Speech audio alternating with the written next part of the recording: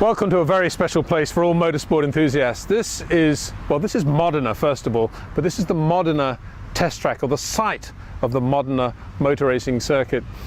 It was the Fiorano of the 50s, 60s, right up to the early 70s. Ferrari did all their testing here. That's why it says Prova Mo on many of the cars from that period. But beyond that, it was a racetrack itself, and other teams, other companies raced here too. It's full of memories, it's full of ghosts if you like, it's full of wonderful spirits. And on this wonderful spring day in Italy, I'm delighted to be able to spend a little bit of time with my dear friend and colleague Nigel Roebuck as we walk around, look at some of the monuments and remember some of the times and golden moments of the Modena test track.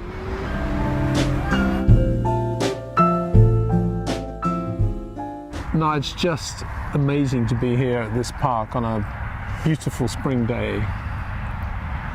Absolutely. And remembering that this used to be a racetrack and of course the Ferrari test track. Absolutely, and the generations of Ferrari and Maserati drivers, you know, lived near, but then the hotels nearby and spent days and days and days and days just pounding around here. But the whole place has got a little bit of the feel of Indy. It's just it motor has. racing It's everywhere. racing coming out of its pores. Yeah, no, absolutely. It's just a wonderful town. And inevitably, the loss of life always brings out emotions and heightens, I suppose, our memories of places like this. And Modena test track, a rectangular circuit basically with a few chicanes, an airfield circuit, probably World War II. Nonetheless, some horrendous accidents, and we're just walking here now. Yes. We walk through the park and suddenly we come across Giulio Cabianca, who is, and that's a name that I know quite well from Formula One results, late 50s, early 60s, and Cabianca was. Cabianca was primarily a sports car driver. He had a lot of successes driving little Oscar sports cars. But that particular day, he was actually tested with a Ferrari engine Cooper, and it was rush hour. And he, for whatever reason, didn't stop at the end of the long straight, and whether he lost his brakes or the throttle jammed or whatever.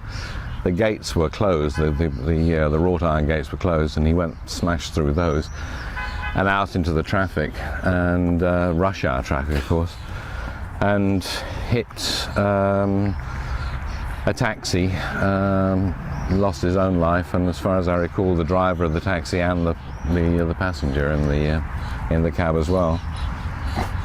It doesn't bear thinking about. No, it really doesn't. The detail of that. No. I mean, at the right next to rush hour traffic, you know, a Formula One car. But at the same time, it's got a sort of perverse romance, hasn't it? That sort of thing, because it will never happen again, hopefully, in humankind. And equally, here we are in this amazing vortex of Italian motorsport. And where we are now, the elevation of the land is much higher than it was, and they've obviously it was flat. It was flat, and they had to do that for the vegetation, and it's now the Parco Enzo Ferrari. But this was where there's a beautiful onboard lap. You can see a Fangio driving the circuit. And as you say, the history is there to touch, going right back to way back when. I mean, we've just had a look at Enzo Ferrari's first garage, and of course, one of the reasons he was there was because of the Modena test track, for sure. Absolutely. You know, Ferrari was Modena before it was Maranello. People forget that. And the other thing that, standing here in this beautiful Italian sunshine, the other thing we tend to forget is that they had beautiful Italian sunshine back in 1932, they did. 1925. We only see black and white pictures. And absolutely. Yet we have to bring those days into modern perspective and to accept those drivers alongside today's in terms of their qualities and how good they were. Absolutely. And we were talking about this yesterday over lunch, and how good drivers like, obviously, Nuvolari was. And it's kind of fun sometimes, I think, to say as we did. If you put Nuvolari and Rosemeyer and Caracciola in GP2 cars for one lap, who would be quickest? I know. Who would? I mean, but they were all right there. They were all right there. Yeah. And the one thing you can always say about racing is you can't compare generations because the cars change so much. But what you can always say is anybody with that level of ability would succeed in any era. So, let's see if we can find the spot where Eugenio Castellotti lost his life. That's another story, and we'll see if we can find that spot. We need to find the control tower first, which I think is the one remaining part of the track. It was the control tower for the airport, actually, and it became the control tower for the racetrack here. And that it was just after that straight that Castellotti met his end. Well, Nigel, here's the tower, and I suppose the amazing thing is that it's there at all. It is amazing, yeah. I mean, so many sort of monuments of racing circuits past have been flattened, and I suppose you might have expected if it were going to survive anywhere, Modena would be, would be a place for it. It doesn't look as if it's survived because it's a special building that they've listed. It looks like they've kind of forgotten about it. Well, it's possible. Yeah. It's possible. But it was a landmark of Modena, it was, and most of the shots we see of Mike Parks, Chris, Fangio, whoever in the pit lane, that tower's always in the background. So we know that's where we look straight down there. That was where the main straight was, if you like. Yes. And indeed, where we were standing earlier, talking about Cabianca, was halfway down the pit straight, in effect, and not far beyond that was the point of the Castellotti accident.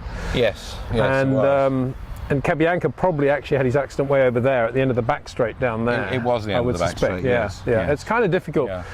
But having said that, with the puffballs in the sky, it's got a certain charm here, hasn't it? I think it has. I mean, in a way, it's a shame that the track does no longer exist, and there's no evidence of even the trace of where it was. But insofar as it is a park in Enzo Ferrari's memory, I think they've done it well. It feels quite sort of serene. Yeah, and there's not a lot of hoopla, and you can go to Maranello for the hoopla, all the red and the gold, if you like, and the new museums. Yes. But this has got a lot of taste, and it's and we can feel the spirits of those names that we see on the walkways. You can. I mean, there was no Fiorano. I mean, this was it. Modena was where they tested. And synonymous with that, of course, for many years was that lovely imprint, the spray imprint on the back of the cars, the stencil of Prova Mod, which meant that the Ferrari had been tested here at Modena Test Track. Yeah. Let's talk a little bit about Eugenio Castellotti. What a star! He was absolutely a star. He was Ascari's protege, and he was completely distraught when Ascari was killed. He came from a very wealthy family, and was the classic Italian racing driver of the 50s, if you like. I mean, he raced because he loved to race. He could just have been a very rich young man about town. He was a very good-looking guy, but he wanted to be a racing driver, and he won the Mille Miglia brilliantly in torrential rain. And he came here in 1957, in March, in fact, of 1957. He was engaged at the time to a very famous Italian actress and ballerina, as a matter of fact, Delia Scala. And she was more than just the ultimate glamorous Italian. She was. I mean, she was a big star, and it was a real. I mean, as a celebrity couple of the time, they were obviously, they were photographed wherever they went. She was appearing in a play in Florence, and he was down there with her. Meantime, up here at Modena, Jean Barra set a new Modena lap record in a Maserati, in a 250F Maserati. Enzo Ferrari, being Enzo Ferrari, decided that the honour of Ferrari had been impugned and they had to get the lap record back as soon as possible, and he sent for Castellotti, who left Florence 6 o'clock in the morning on a train, came up here. You got to say, probably the last thing he wanted to do at that moment. It was absolutely the last thing he wanted to do, and there was absolutely no necessity for it. Came up here, got in the Formula One car, ran a few laps. Something happened to the car at the end of the pit straight. Down here behind us. Yeah, and the car went out of control, somersaulted. It actually hit a little mini grandstand, I think, didn't it? That was after it'd thrown him out. Yeah. The car actually finished up in a mini grandstand, as you say. Castellotti having already been thrown out, and he died here at the track. And as is the way of you know, the show must go on. Delia Scala that night went on in Florence in her play and gave a performance and then broke down afterwards. So it was a very, very sad story. He was a Fangio adored Castellotti. I mean, he was somewhat like, I guess we were talking about Elio De Angelis yesterday. You know, a real Italian gent.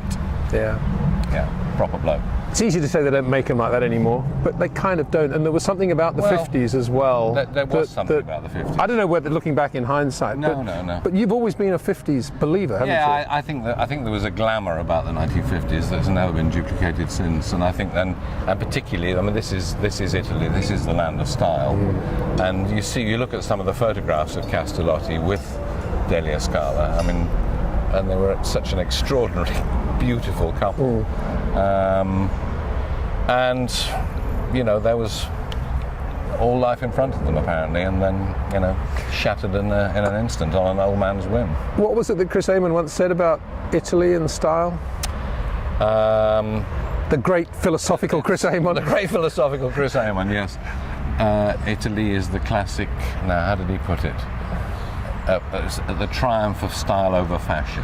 And absolutely dead right too, wasn't it? And it's still right today. Yes, we have all these horror stories about Italy and its economy, and that's probably in a terrible state. But you can come to Modena now, wake up on a Saturday morning as we just have, walk into town, and it is gorgeous. It is absolutely gorgeous. And we had dinner last night with Joanne Villeneuve and Melanie and Jonathan Jacobazzi, and we were talking about the Montagna restaurant, and one of the many great restaurants in Maranello Modena area.